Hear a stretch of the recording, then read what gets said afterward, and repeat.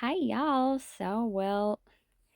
It's grilling time. And I got some chicken and some barbecue sauce, mayo, onion, and some seasonings. So, let's get prepping for grilling. Wash your chicken.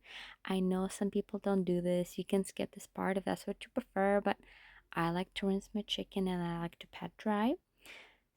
And then slice your onions and kind of try to separate them. This will help soften the chicken. Put the chicken in a bowl, the sliced onions, the mayo, and this barbecue sauce. You can use whatever kind you like, but this one is kind of like the tastiest that I've tried. And then I use the steak seasoning. For seasoning, you can use chicken seasonings, just plain salt and pepper. That'll work too. But the steak seasoning, it just has a lot of those yummy flavors. So cover with the plastic food wrap, refrigerate overnight, best.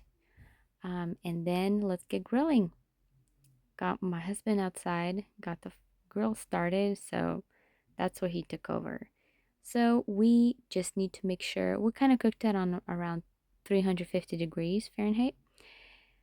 Cook it on both sides until it's cooked through. So it needs to be 165 Fahrenheit for chicken. Chicken needs to be cooked fully through.